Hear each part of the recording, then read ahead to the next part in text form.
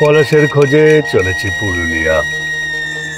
বসন্তের পুরুলিয়া ভ্রমণ বাঙালির এক অদম্য অদম্য আকর্ষণ। আর মূল আকর্ষণ সেই সেই পলাশ, পলাশ আর পলাশ। পুরুলিয়া ভ্রমণকে দুভাগে ভাগ করে দেওয়া যায়, পশ্চিম পুরুলিয়া ও পূর্ব পুরুলিয়া, গড়পঞ্চকোট সার্কিট ও অযোধ্যা হিল সার্কিট। গড়পঞ্চকোট সার্কিটের আলাদা ভিডিও বানানো রয়েছে, লিংক ডেসক্রিপশন বক্সে দিয়ে দিলাম, দেখে নিও। আর এই ভিডিওতে কথা হবে অযোধ্যা পাহাড় সার্কিট নিয়ে।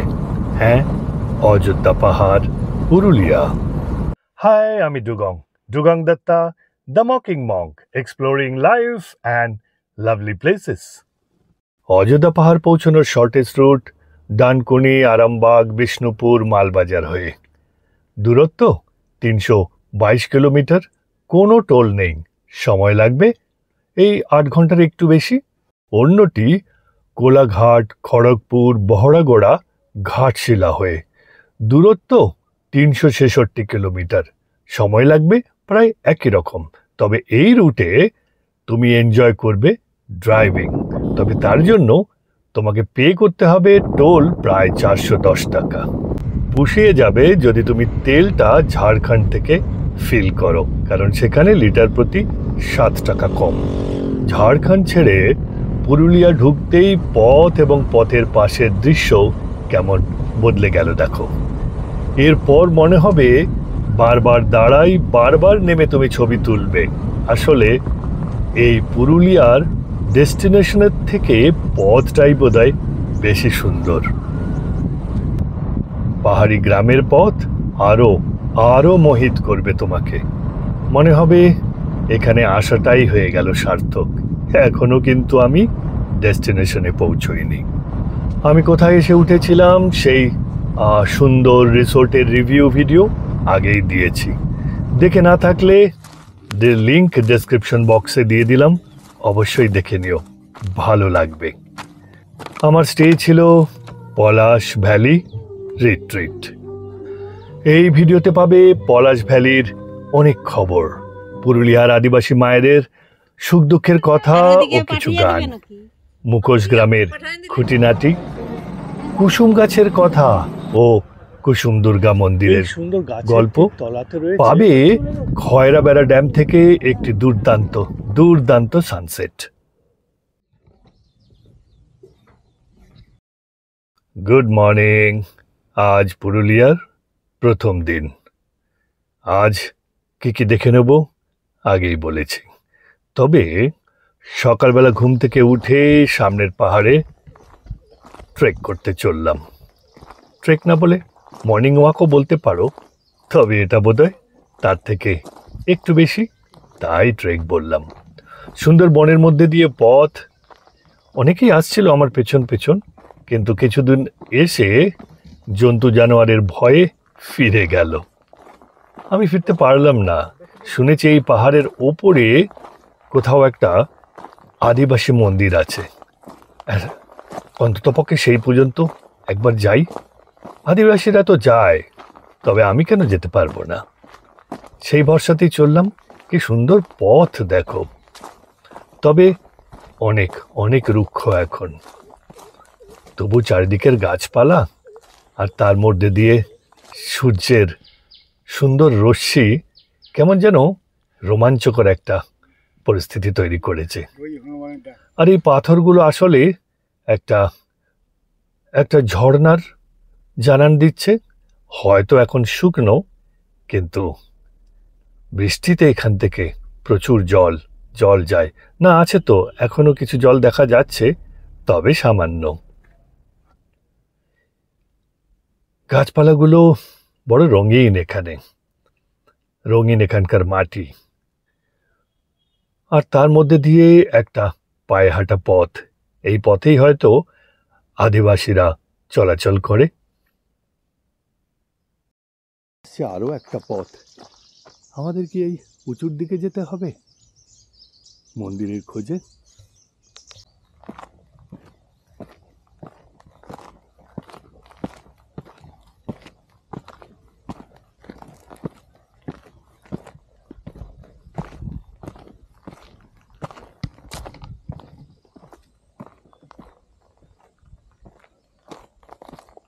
এখানে একটা কিসের স্ট্রাকচার যেন দেখা যাচ্ছে।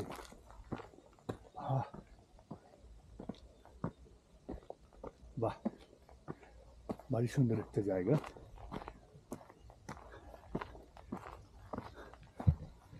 হয়তো ফরেস্টের কোনো ক্যাম্প, ঠিক জানি না। তবে এখানে একটা হয়তো ওয়াচ টাওয়ার করার চেষ্টা হয়েছে বা চলছে। What a lovely place. আমি আছি অযোধ্যা হিলসে বা অযোধ্যা পাহাড়ে এবং ঘুরে বেড়াচ্ছি বনে বাদারে। বলে রাখি, অযোধ্যা পাহাড় কোনো একক পাহাড় নয়, একটি রেঞ্জ। আসলে এটি ছোটানাগপুর প্ল্যাটুর ওপর দলমা রেঞ্জেরই একটি অংশ, ইস্টার্ন ঘাটসেরও অংশ বটে। প্রচুর প্রচুর পাহাড়ের চূড়ো রয়েছে এই রেঞ্জে।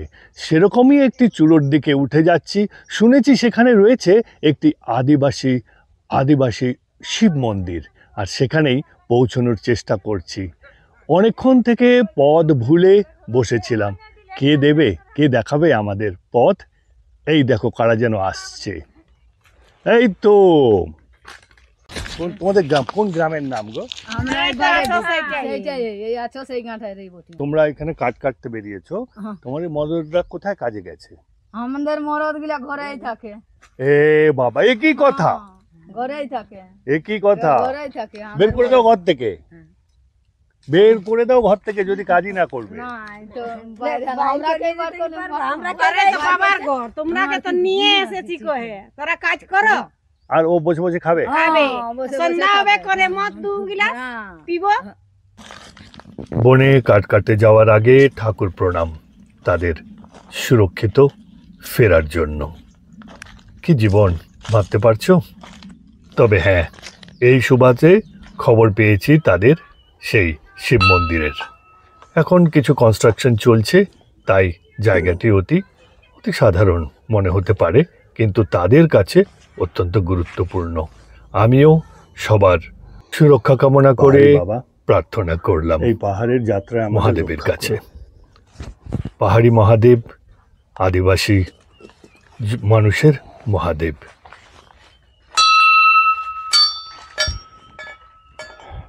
খবর পেলাম এখানে একটি দুর্গ মন্দিরও রয়েছে, তবে মূর্তি নেই। মূর্তি তৈরি হয় ঠিক দুর্গাপুজোর সময়, তাই ভেতরে দেখতে পেলাম 5টি কাঠামো। জানি না, বুঝতেই পারছো কার কার। মাঝেরটি মা দুর্গার। আমি বসে আছি এখানকার আমার আদিবাসী মা বোনেদের সঙ্গে। দেখো, ওদের সুখ দুঃখের কথা বলছিল, সেগুলোই শুনছিলাম এতক্ষণ ধরে। কি করবে ওরা? এই কত দূরে গ্রামের থেকে পাহাড়ে উঠে এসেছে কাঠ কাটার জন্য। এখন গভর্নমেন্ট কি ওদেরকে গ্যাস দেয় না? দেয় তো, কিন্তু সেটা গ্যাসটা দেয় তো আর পয়সা নেই। কোনে আমরা কিসে ভরবো? একবার জ্বালাই সিরাইন দেয়া হয়েছে, আর তারপরে পারি নাই ভরতে, খালি হয়ে যায়, খালি হয়ে পড়ে আছে। একবার দিলে হবে না? প্রতি মাসে দিতে হবে তো। শুধু নামের জন্য একবার দিয়ে দিয়েছে, ব্যাস। তারপরে ভরবে কে? আর 500 টাকা নিয়ে নিয়েছে। গ্যাসটা দিল কোনে 500 নিয়েছে। এটা কে নিল? ফ্রি লেই নেই, দেই তো না। ওই দেখো, আবার মাঝখানে 500 টাকা কাটমানিও আছে। বনে বাদারে এদের সত্যিকারের জীবনে না ঢুকলে তুমি কখনোই জানতে পারবে না এদের সুখ দুঃখ, এদের কষ্টের কথা। ছবি লিছো? ছবি নিচ্ছি। আর ওইদিকে পাঠিয়ে দিবে নাকি? আমার মরদ বেড়ে গেছে আজকে 3 মাস। 3 মাস কোথায় কাজ করতে গেছে? কোথায়? বাইরে। আই কি বলে যে উড়িষ্যায় কাজ করতে গেছে। ছবি লিছো? আর ওইদিকে পাঠিয়ে দিবে নাকি? এরপর তারা একে একে গান শোনালো আমাকে, কখনো একসাথে, কখনো বা আলাদা করে। কে শুনাইলো হরি নাম, বড় বাঁধের পিড়ে যাতে কে শুনাইলো হরি নাম, নাম শুনাইলো পাঞ্জুরাইলো পাঞ্জুরাইলো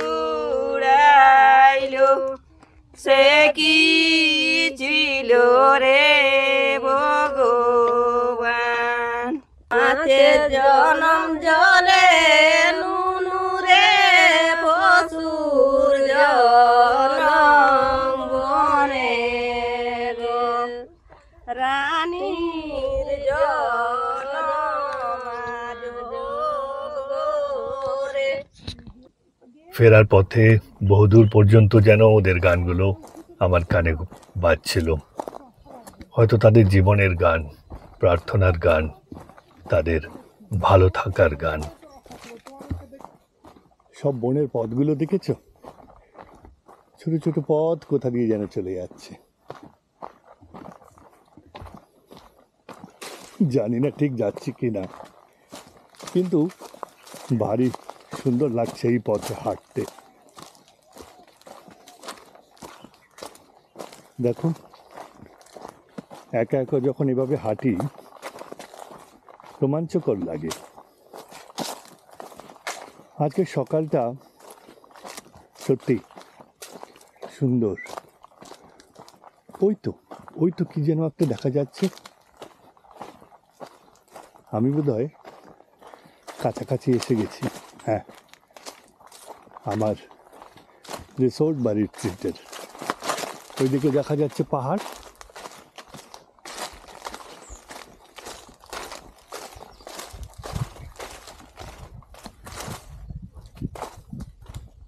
এই তো পলাশ ভ্যালি রিসোর্ট, ঠিক জায়গায় পৌঁছেছি। যদিও এসেছি অন্য পথে, যাওয়ার সময় গিয়েছিলাম আরেক পথে। ব্রেকফাস্ট সেরে নিজের গাড়ি নিয়েই বেরিয়ে পড়লাম পলাশের খোঁজে। শুনেছি কালীমাটি দুয়ারসিনি ড্যামের কাছে প্রচুর পলাশ। শুনে এসেছি সেই জবা কুসুম তেলের কথা, যেটা মাথায় দিলে নাকি মাথা ভীষণ ঠান্ডা থাকে। কিন্তু জবা তো চিনি, কুসুম ফুলটা কি বা কুসুমের তেলটা কি? আজ এই অযোধ্যা পাহাড়ে এসে পেলাম কুসুম গাছ। এই পুরো গাছে লাল হয়ে আছে, না না না ফুল নয়, পাতা। এগুলো কিন্তু কচি পাতা, শুকনো পাতাও নয়। এই পাতা ধীরে ধীরে হয়ে যাবে সবুজ। দুয়ারসিনি ড্যামের পথ ভুল করে ঢুকে পড়েছি গ্রামে, কিন্তু সব ভুলেরই কিছু না কিছু ভালো দিকও আছে। দেখো, পেয়ে গেলাম এই অসাধারণ একটি জায়গা। এই সুন্দর গাছের কুসুম রয়েছে দুর্গা মন্দির, একটি মন্দির। জানি না কিসের মন্দির, মা দুর্গার মন্দির। কিন্তু এমনিতে মন্দির টন্দির হয় আমরা দেখেছি বট গাছের তলায়। এই যে কুসুম গাছ আছে, হ্যাঁ হ্যাঁ, মা ছিলেন গাছের ভিতরে। আচ্ছা, এই গাছের ভিতরে থেকে আমি কাটে বার করেছি মাকে মন্দিরের জন্য। মা চাইলেন না, বলছে ওইখানে পৌঁছাতে হবে। তো এখানে গাছের তলায় তখন এটা তৈরি করা হলো। কতদিন হলো এটা তৈরি? বহুদিন। এই গ্রামের নাম কি? বুর্দা। এই গ্রামের সবাই এখানে আসে? সবাই পূজায় আসবে। হ্যাঁ, বিশেষ দিন দুর্গাপুজো ছাড়া? না না, প্রত্যেকদিন পূজা বাধা না থাকে। মায়ের পূজা একদিনও বন্ধ নাই। গ্রামের সরু পথ দিয়ে যেতে যেতে পেলাম একটি অসম্ভব সুন্দর পরিবেশ ও দৃশ্য। পেলাম গ্রামের লোকেদেরও, কথা হলো তাদের সাথে। তারাই খবর দিল কি করে যাব দুয়ারসিনি এবং কি পাবো সেখানে। দেখো, পলাশ বনে লেগেছে আগুন। চারিদিকে শুধু লাল এবং অরেঞ্জ পলাশ, আর মাঝখানে একটা রাস্তা না জানি কোথায় চলে যাচ্ছে, ওই পাহাড়ের দিকে কোথাও। আর এখানে পলাশগুলো দল বেঁধে অপেক্ষা করছে তোমার আমার মতন কোনো মানুষ যে তাদের সৌন্দর্যকে দু চোখ ভরে দেখবে।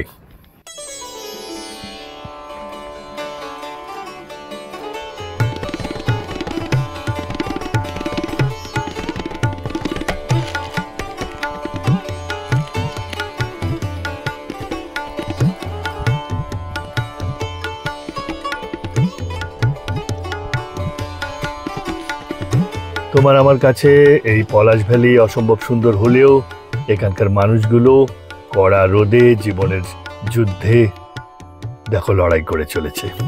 পলাশ ভ্যালি, দুয়ারসিনী, পুরুলিয়া, পশ্চিমবঙ্গ। বিশ্বাস করতে পারবে না নিজের চোখে পলাশ ভ্যালি কাকে বলে। এখানে পুরো পুরো বনে ফুটে রয়েছে ফুল, মনে হচ্ছে যেন আগুন লেগেছে। হ্যাঁ, পলাশের আগুন। আর এটা দেখতেই তো আশা।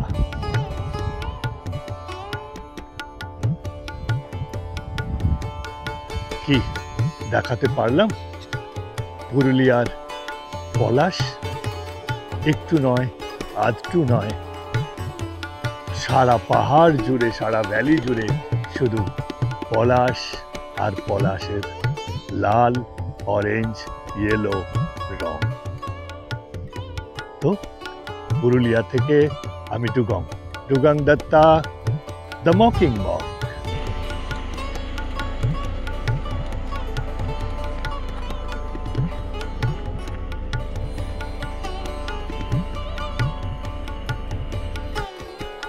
আবার সেই গ্রামের পথেই চললাম খয়রাবেড়া ড্যামের দিকে। শুনেছি সেখান থেকে সানসেট নাকি অসাধারণ। একটা ড্যাম, সেখানে প্রচুর মানুষ জমা হয়েছে। সন্ধ্যেবেলা যেন হাট বসেছে। পাওয়া যাচ্ছে বিভিন্ন খাবার দাবার, পাওয়া যাচ্ছে মালা। হ্যাঁ, পলাশের মালা। আর সবাই গলায় দিয়ে ছবি তুলছে। এই দেখো সানসেট, খয়রাবেড়া ড্যাম, পুরুলিয়া। খয়রাবেড়া থেকে চলে এলাম মুখোশ গ্রামে। সন্ধে হয়ে গেছিল, তাই একটু অন্ধকার হলেও সব দোকানপাটি খোলা। আসলে দোকান কি, এখানে তো সবাই থাকে এবং ঘরের সামনেই একটি করে ছোট্ট ঘর, যেখানে তারা কাজ করে এবং এবং বিক্রি করে তাদের বানানো এইসব মুখোশগুলো। রয়েছে প্রায় 350 পরিবার যারা সরাসরি এই মুখোশ শিল্পের সঙ্গে যুক্ত। রয়েছে প্রায় 10 থেকে 12 জন রাষ্ট্রপতি পুরস্কার প্রাপ্ত শিল্পীও এই গ্রামেই। তুমিও নিয়ে যেতে পারো একটি মুখোশ ন্যায্য দামে তোমার ড্রয়িং রুমের জন্য। বাচ্চা ছেলেরা কি সুন্দর কাজ করছে। আমাদের সবাই করে, ছেলেরা মেয়েরা সবাই, না লাগলে হয় না। পারিবারিক শিল্প, মুখোশ তৈরি। এই ভিডিওটি এখানেই শেষ করছি।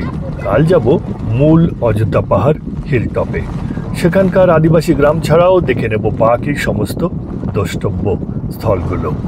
যদি এই ভিডিওটি ভালো লেগে থাকে তবে একটা লাইক করো, আর পরের ভিডিওটি দেখতে ভুলো না। সঙ্গে থেকো, ভালো থেকো।